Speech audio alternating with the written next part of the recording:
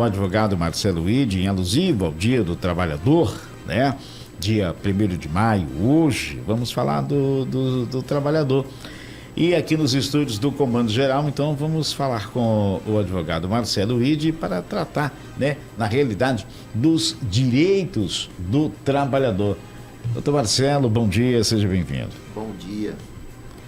Então, Eliezer, Chico, vamos já ficar à vontade para que nós possamos. E você, antes de a gente começar o bate-papo, linha liberada para você ligar 2106-9927 para a gente conversar. Você tem alguma dúvida com referência aí ao trabalho, né? As leis, né? Que vira e mexe, mudam, enfim, tem novas regras. Quer saber, tem alguma dúvida com referência ao seu emprego, ao seu trabalho, algo na sua carteira de trabalho, enfim. Esse é o momento para você conversar com a gente e tirar todas as suas dúvidas. Eliezer. Primeiro, seja bem-vindo, doutor Marcelo Wide. Prazer em recebê-lo aqui no Comando Geral. Bom, primeiro, como surgiu essa data do Dia do Trabalhador? Qual a importância de celebrarmos esse dia e fazermos uma reflexão sempre a cada ano? Bom, obrigado pelo convite. Quanto à data, ela é desde 1886, então já tem aí quase 140 anos que surgiu o Dia do Trabalhador. Começou com um movimento aí em Chicago, lá nos Estados Unidos. Sempre aconteceu internacionalmente, né, em vários países. Ao mesmo tempo, de forma aí simultânea, sempre tem movimentos com essa data. E o foco, né, do início dessa data é justamente a redução da jornada. Foi o que sempre foi questionado, porque naquela época a jornada de trabalho muito comum nos empregos era 13, 14, 15 horas, não tinha uma limitação. E toda essa revolução que existiu foi buscando ter essa limitação de 8 horas diárias.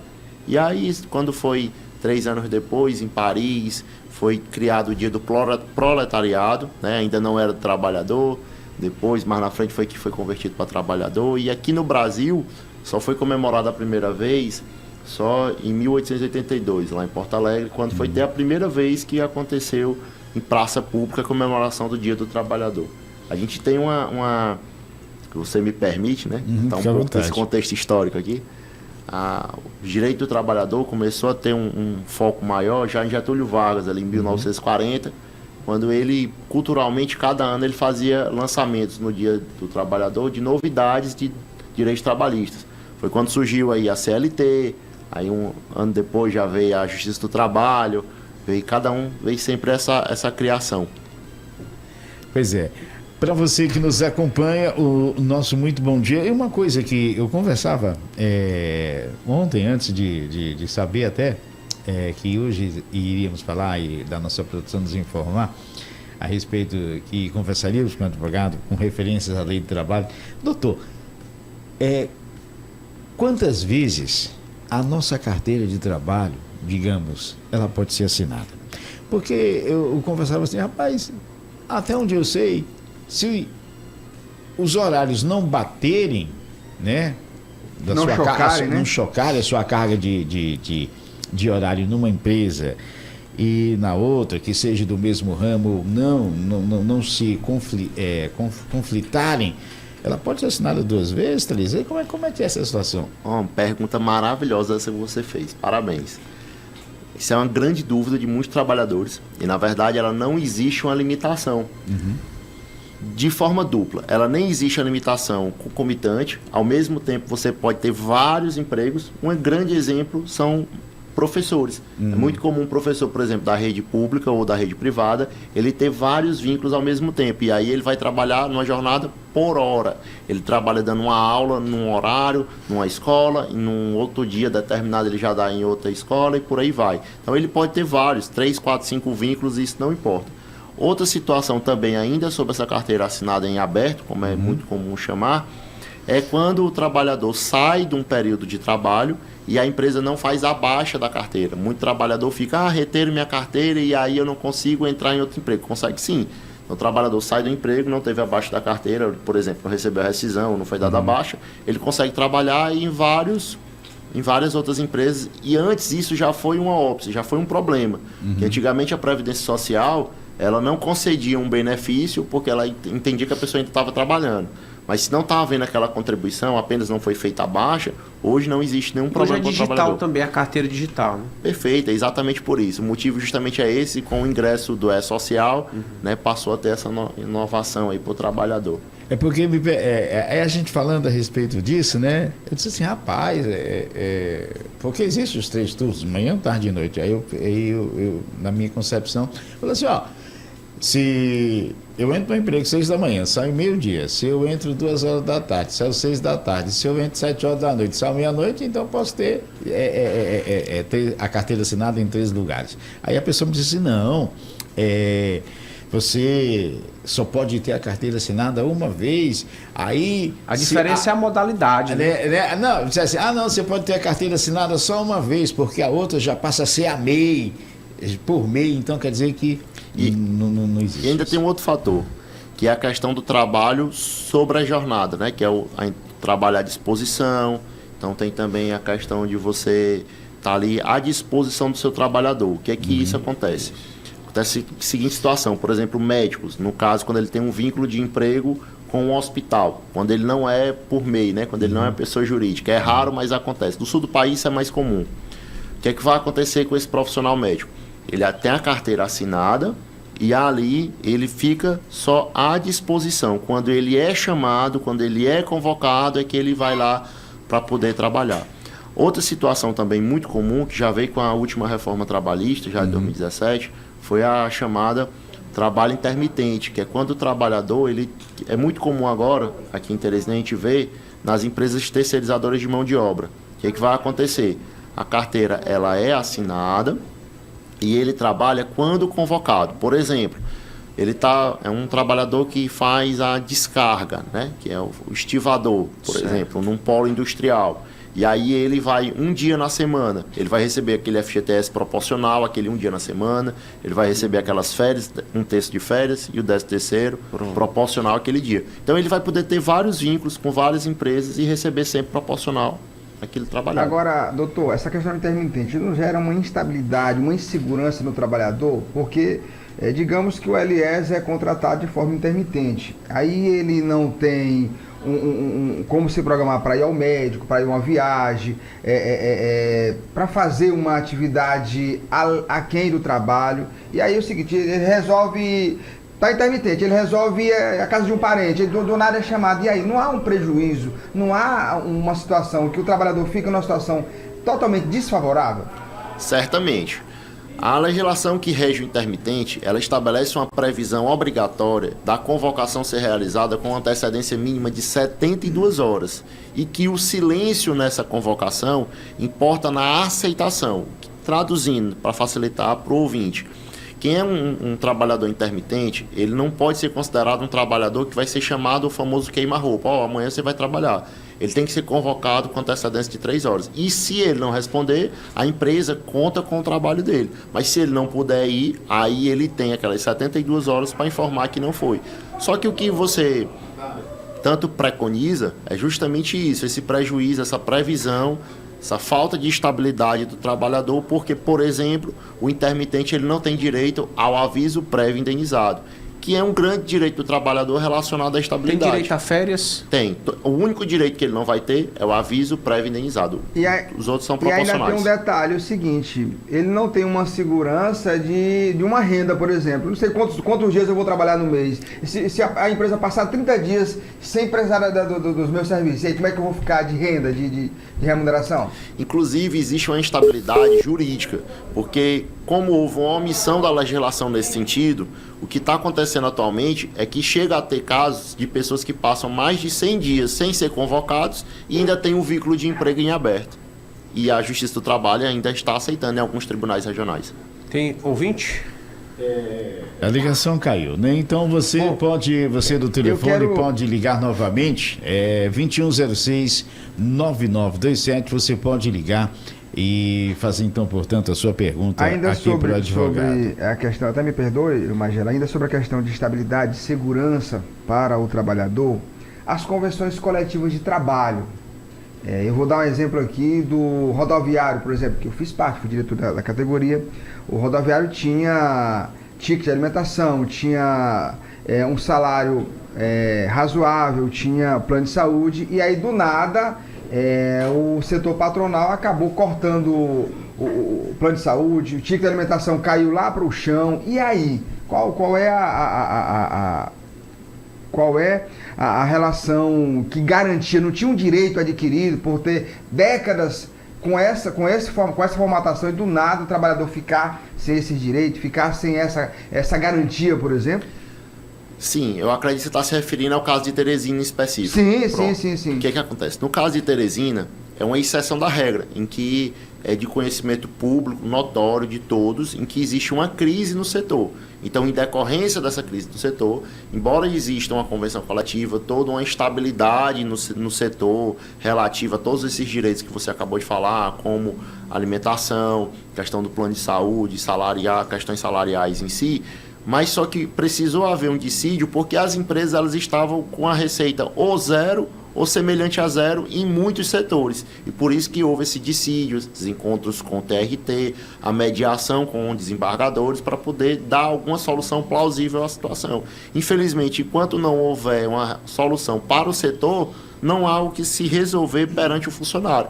Até porque, embora existam direitos trabalhistas, uma empresa só paga se ela recebe, se ela fatura, se ela tem direito, né? Então, assim, os direitos dos trabalhadores, eles existem, assim como existem as obrigações, mas só se pode ser pago, só se pode ser deferido, infelizmente, se tiver dinheiro para isso. Aí é só para resumir, para arrematar, mas com o retorno das atividades, por exemplo, esses direitos não teriam que ser retornados, por exemplo? O ticket de alimentação que era 600, 700, está a 250.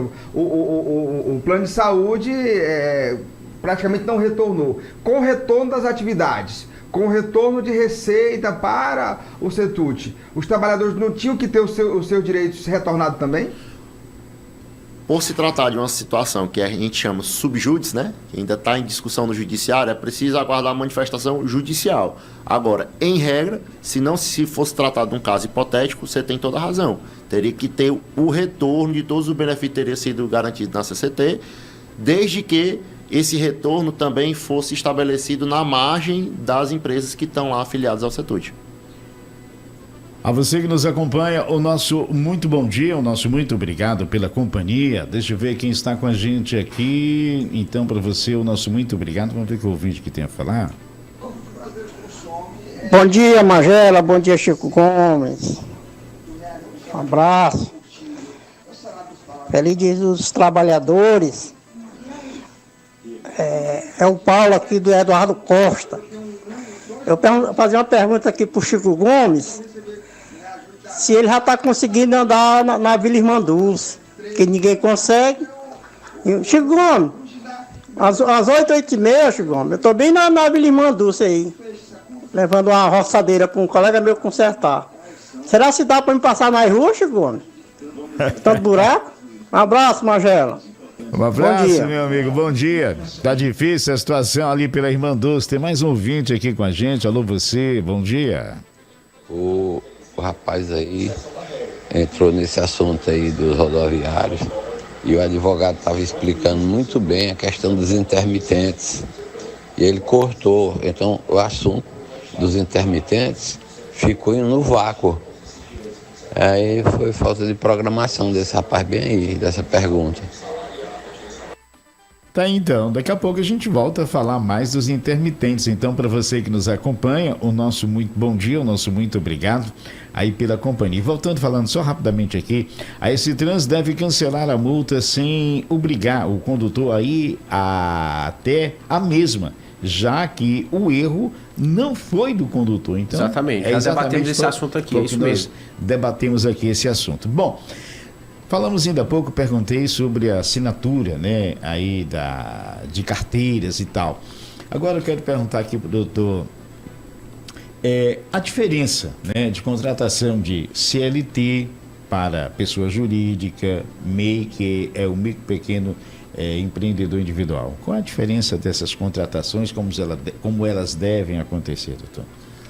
Olha, desde 2017, com a última reforma, passou a ser legalizado, passou a ser permitida a figura da pejotização. A pejotização é o nome popular que a gente dá para a contratação de pessoa jurídica para trabalhar como se fosse um empregado.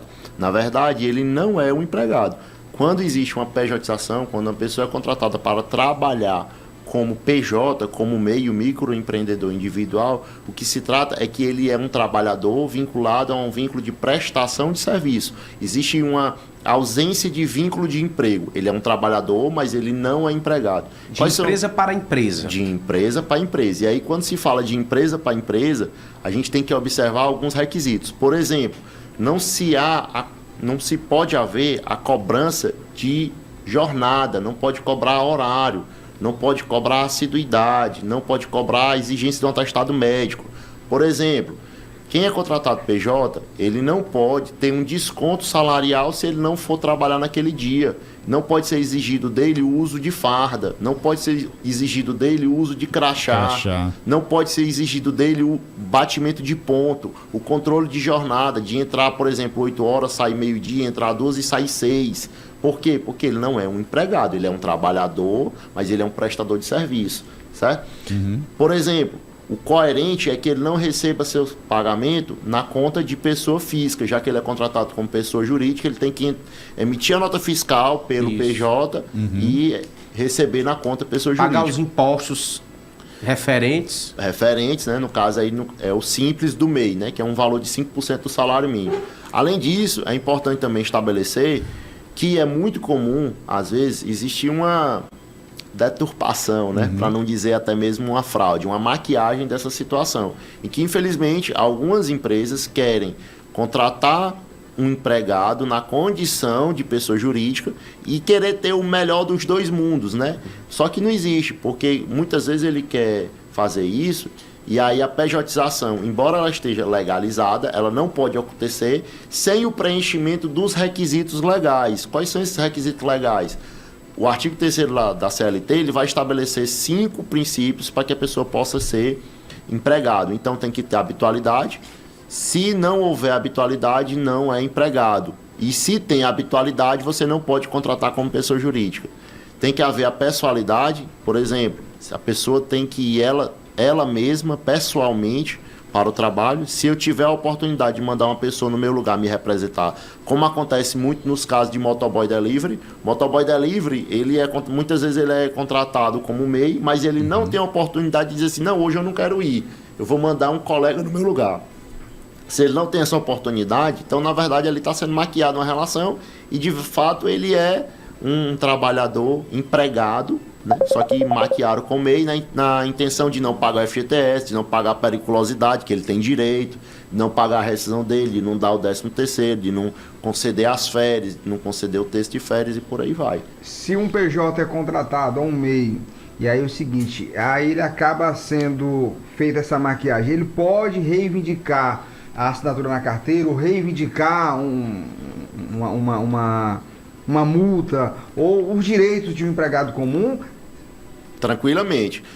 O procedimento correto é quem trabalhou como MEI, mas tem aquela convicção, aquele sentimento de que realmente ele era um empregado e somente trabalhou como MEI para que não sejam pagas as verbas trabalhistas dele, ele deve procurar um advogado e explicar seu caso. E o procedimento correto é entrar com a reclamação trabalhista, cobrando o aviso prévio indenizado, o FGTS, aí vem com a multa dos 40% do FGTS, o 13º, férias, o texto de férias. Um expediente padrão, vamos dizer assim, todos os dias de segunda a sexta, entra no mesmo horário, sai do mesmo horário, já pode caracterizar relação trabalhista. Pode, só tem um detalhe.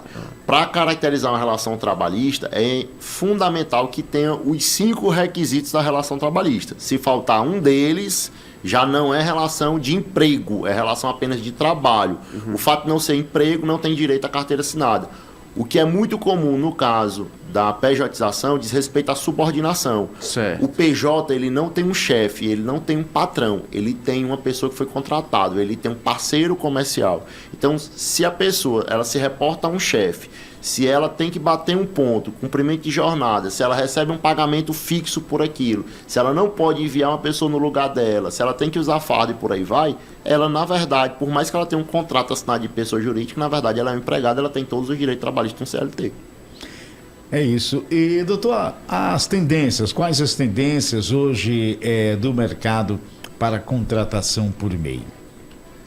Crescente, certo? Crescente, o mercado está cada vez mais contratando por MEI, contratando pelo PJ, porque em muitos casos termina sendo viável para as duas partes. Né? Principalmente hoje pelo trabalho remoto, pelo famoso home office, né? Muito comum essa prestação de serviço acontecer dessa forma. Né? E muitas empresas também não têm uma questão financeira, uma liquidez, uma solvência para poder ter o ônus de um empregado, como é o caso, por exemplo, dos entregadores delivery, que na maioria das vezes o Ministério do Trabalho quer a todo custo que seja assinada a carteira, em alguns casos nem configura um vínculo de emprego, quando, por exemplo, não tem uma habitualidade, quando, por exemplo, não existe uma obrigação de ir somente aquele entregador. Então, nesses casos, por exemplo, de motoboy delivery, se encaixa perfeitamente o microempreendedor individual. Na verdade, são 72 profissões que estão lá cadastradas no microempreendedor individual, que podem sim ser trabalhadores PJizados. Doutor, eu gostaria de aproveitar a oportunidade aqui sobre os vínculos. Existe um tipo de trabalhador que é o comissionado no serviço público. Pode haver mais de uma nomeação em órgãos diferentes. Quando é que isso é permitido? O comissionado, ele é uma modalidade de prestação de serviço. Né? Ele também é uma dúvida que muito chega para mim, a pessoa foi comissionado, saiu, não recebe, não recebi rescisão. Você não recebeu rescisão porque você não tem, porque no contrato que você assinou, você tinha uma prestação de serviço, lá vem dizendo, na maioria dos casos que eu recebo, que não tem um controle de jornada. Na vida real, no Instituto Prático, ele realmente não cumpria uma jornada, não batia ponto. Então ele não tem ali o direito ali muitas vezes a férias, não tinha direito também a aviso, por aí vai. Ele pode ter mais de um vínculo desde que não sejam chocados, porque aí inclusive é desde a Constituição também de 88 já trata disso. Tanto para o servidor comissionado quanto para o concursado. Ele pode trabalhar, por exemplo, para a Prefeitura, para o Estado e para a União, né? Desde que sejam horários compatíveis. Isso vai acontecer com maior facilidade no caso dos professores. Professor 20 horas. Se ele for um professor 20 horas, ele não vai conseguir estar nos 3, porque aí vai dar o quê? 60 horas. Mas, por exemplo, se em um dos empregos ele for 10 horas, se ele tiver uma jornada reduzida, é possível que seja. Doutor, aqui em relação aos domingos e feriados, por exemplo. É exatamente isso aí, Chico. Eu ia perguntar. Nós, né, no nosso caso, eu comparo a um serviço essencial, né? Porque a emissora, né, tem sua programação ao vivo, ela não pode, como todas as outras emissoras, tem os seus telejornais, os seus programas normais, né? E aí, como é que fica? Complemente, Chico. E aí o seguinte, para corroborar, porque é o seguinte, como é que fica essa questão dos domingos e feriados? Porque tem empresas que escalam o trabalhador para o domingo, por exemplo, para o feriado. Principalmente os supermercados, né? E aí o seguinte, não querem pagar pelo feriado, não querem fazer o cumprimento. O que o trabalhador pode fazer? E ainda sobre o domingo, para poder fechar, quantos domingos eu posso trabalhar consecutivo sem que haja ali um intervalo de uma folga, pelo menos de um domingo no mês? A questão do domingo do mês, o ideal não. A legislação trata, são 3 domingos para uma folga. Isso. Para quem trabalha em domingos, por exemplo. E quando não é cumprido isso? O trabalhador trabalha 2, 3 meses sem folgar um domingo. Aí, se for 2, 3 meses, incide apenas as horas extras. 2, 3 meses, no caso. Se for 2, 3 meses sem folgar um domingo, vai incidir apenas as horas extras, certo? Desse domingo. Domingos e feriados, as horas extras são pagas em dobro. É pago o valor de adicional de 100% a título de hora extra. Entretanto, se acontecer vários períodos muito longos, por exemplo, é comum acontecer de trabalhadores, por exemplo, em restaurante, passarem 4, 5 anos sem terem um domingo trabalhando. Eu já tive casos assim. Quando isso acontece, passa a existir um tipo de dano moral, que é o famoso dano existencial. Esse tipo de dano moral decorre pela situação em si de não ser cumprido o direito dele de descanso para que ele possa ter o convívio familiar. Então isso é pacífico no âmbito da Justiça do Trabalho, que nesses casos em que o trabalhador passa vários anos tendo muitas horas extras, ou extrapoladas das 2 horas diárias ou não gozando os domingos, além da remuneração material pelas horas extras, ele vai ter direito sim à remuneração por dano moral vinculado ao dano existencial, que ele sofreu. Bom, temos ouvinte ao telefone. Alô, você do telefone, bom dia, fica à vontade. Bom dia, Major Lima. Bom Bom dia, meu dia querido. a todos da bancada, especialmente ao entrevistado. Rapaz, eu não poderia deixar de participar hoje, Major. Um bom dia especial aos trabalhadores e trabalhadoras, especialmente aqui na nossa cidade de Timon. E lembrar aqueles trabalhadores e trabalhadoras que no momento estão desempregados, né, rapaz? Pedir a Deus que abra a porta de emprego para esses homens e mulheres que querem trabalhar e precisam, né, Major? Que são honrados. Com certeza. O trabalho para o sustento do suor do seu rosto. E aí eu quero fazer uma pergunta ao entrevistado. Rapaz, nós tivemos, recentemente, no passado muito próximo aí, uma reforma trabalhista. Até hoje, Magela, sinceramente, eu não entendi se essa reforma trouxe benefícios positivos para os trabalhadores, né? Na visão do entrevistado, o que quer dizer da reforma trabalhista que ocorreu recentemente no nosso país? Eu soube se trouxe mesmo benefícios para os trabalhadores, ou se ficou na mesma, ou se complicou mais. Tá bom, Marcelo? Bom dia, obrigado pelo espaço e um bom dia aí aos trabalhadores, ao dia de trabalho. Bom dia, seu Silvestre, bom dia para toda a comunidade trabalhadora do município de Timon, né, que estão trabalhando, nos ouvindo, ou que estão em casa, aí no seu recesso, na sua folga, também acompanhando a nossa programação. Então fica aí, doutor, a pergunta, né, quais foram as vantagens aí, algumas delas, né, aí dessa nova reforma trabalhista para o trabalhador? Seria mais fácil falar quais foram as desvantagens para o trabalhador. As vantagens muito poucas, né? De certo modo as vantagens foram muito poucas, mas existe um ideal de legislação que eu considero sim muito vantajoso. Ocorre que a legislação trabalhista, quando ela foi reformada em 2017, a ideia dela foi poder ajustar a realidade que existe no Brasil quanto às contratações, à necessidade de formalização desses trabalhadores, sobretudo para que possam ser garantidos os direitos básicos desse trabalhador vinculados ao FGTS e à Previdência Social. Nesse aspecto, que eu considero primordial, foi a criação do intermitente. Por quê? O intermitente, por mais que exista essa estabilidade, essa ausência de estabilidade, né, essa instabilidade que a gente já tratou ainda há pouco, mas o que acontece é que existe uma formalização desse trabalhador e a partir dessa formalização existem várias coberturas previdenciárias que ele pode ter direito, inclusive nos casos de acidente de trabalho. Doutor, eu vou fazer uma pergunta aqui acerca de direito do trabalhador.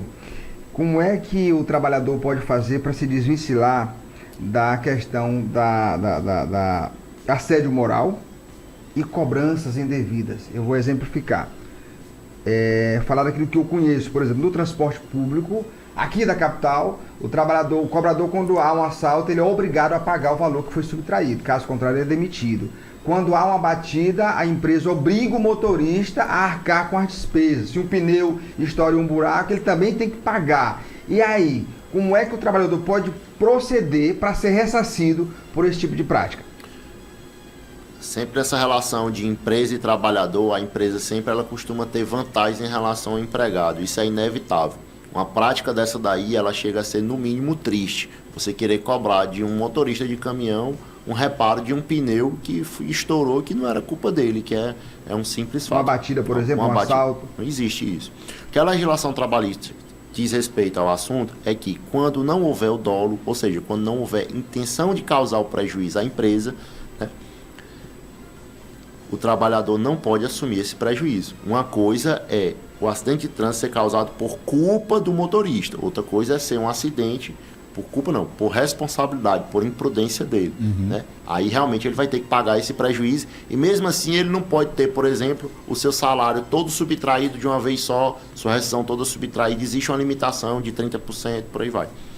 No caso de culpa, que é quando ele não teve a intenção de causar aquele prejuízo, né, no caso de um pneu que ele ia passando, tinha um buraco no meio da rua e estourou o pneu, ele não pode ter que pagar até porque pneu novo. O motorista não vai querer sair caindo em tudo quanto é buraco, né, velho? Ninguém quer. Quando existe isso, esse trabalhador não pode ser responsabilizado. Mas caso exista um desconto salarial dele, ele tem que procurar explicar isso para o empregador dele, ó, com a maior calma possível. E se não resolver, ele precisa se munir de provas para que quando ele saia do emprego, ele tenha todas as provas para poder ajudar o advogado a ajudar ele a receber esse ressarcimento do que foi indevidamente pago para ele. Inclusive, existem casos que esses descontos indevidos, além do ressarcimento, geram dano moral ao trabalhador.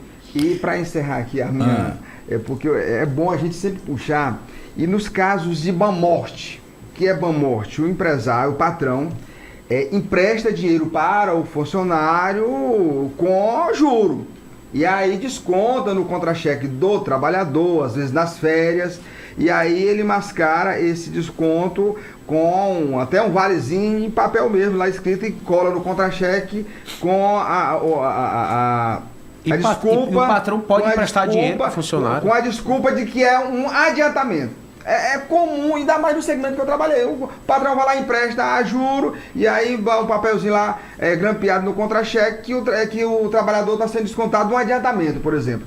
Pode isso, como o trabalhador pode fazer para poder ser ressarcido também dessa prática danosa. Isso é quase uma agiotagem, né? O que acontece? Emprestar o dinheiro, na verdade, se for no aspecto de fazer um adiantamento salarial, é possível sim a empresa fazer, mas elas têm limitação. Por exemplo, não pode haver a cobrança de juro. Além disso, precisa ser discriminada qual é o motivo desse adiantamento, né? Tem que ter a previsão de quando é que vai haver o desconto desse adiantamento, e por aí a gente tem que seguir. O que não pode ter é essa cobrança de juros. O que não pode haver é o desconto integral. Por exemplo, adiantou o salário integral do funcionário numa quinzena só, já adiantou as 2 quinzenas e aí vai abater da segunda quinzena o valor integralmente. Não. Descontar nas férias, né? Às vezes pode, da indenização de férias sim. Se não for o valor integral, for uma limitação de 30%, é possível sim. Bom, uma das perguntas, né, mais corriqueiras, né, e uma das coisas que mais acontece aí com o trabalhador, e é sempre bom a gente estar lembrando, né, quais os direitos de quem não tem a sua carteira assinada ainda. Quem não tem carteira assinada, em regra, ele tem todos os direitos de quem tem a carteira assinada. A questão é que se o empregador não conceder esses direitos, ele vai precisar entrar com ação na Justiça do Trabalho para buscar o reconhecimento de vínculo, diga-se, a assinatura da carteira, o recebimento do 13º, ou proporcional ou integral, vai depender do período trabalhado, o recebimento das férias, o adicional de 1/3 de férias, porque muitas pessoas perguntam o que é as férias, qual é o valor de férias. As férias é o valor do seu salário mais 1/3, né? Mais 0,33. Além disso, ele vai ter direito ao aviso prévio, que pode ser trabalhado ou pode ser indenizado. Esse aviso prévio muitas vezes vai ser superior a 30 dias, ele pode ser de 30 a 90 dias, depende da quantidade de anos que a pessoa trabalhou.